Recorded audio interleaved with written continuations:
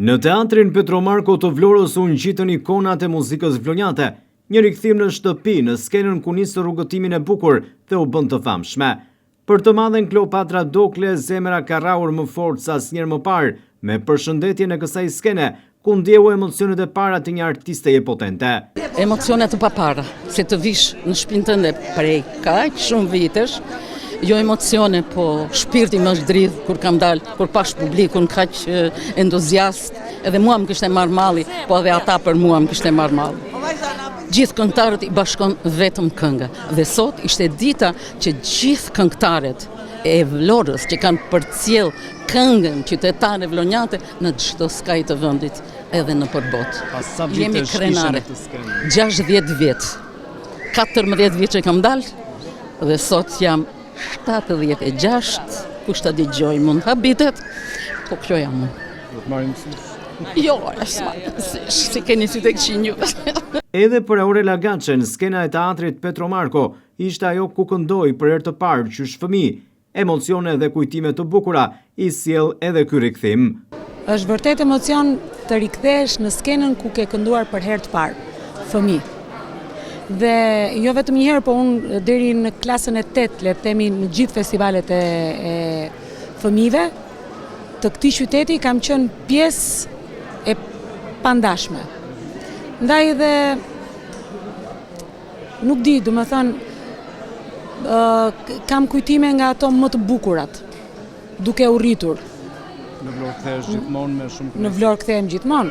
Kam gjithmonë koncerte këtu në ver, por edhe në dimër jam prap tani, këtë herë jam edhe në vit të ri, sepse Vlora më pret.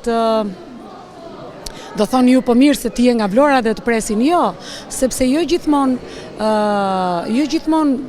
qyteti i pranon artistët e vet, jo gjithmonë. Ndonjëherë ka ndonjë shkëputje, për shembull kur ndjejnë që ti të shritur mendja, për shembull, ose shet çik dëngla, për shembull. Dhe vajza juaj ishte një tjetër emocion sot apo jo?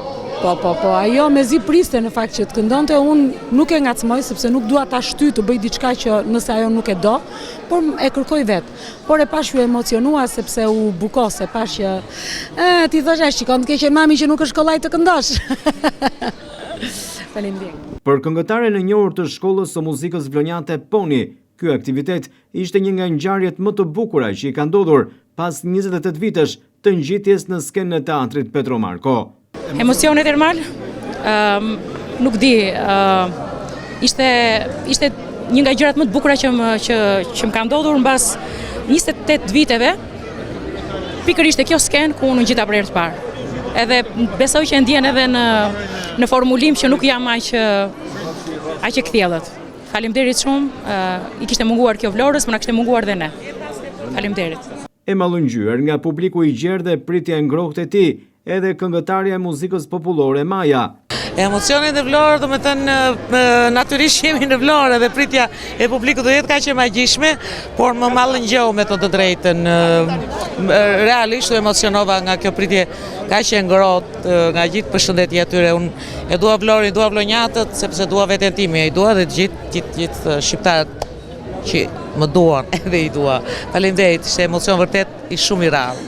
Për artistin vlonjat Viktor Tahiraj, ky ishte një event i jashtëzakonshëm që rrallë vjen të shohësh një publik kaq të zjarrt dhe teatrin plot e përplot, pasi vlonjatët janë të etur për këngët qytetare.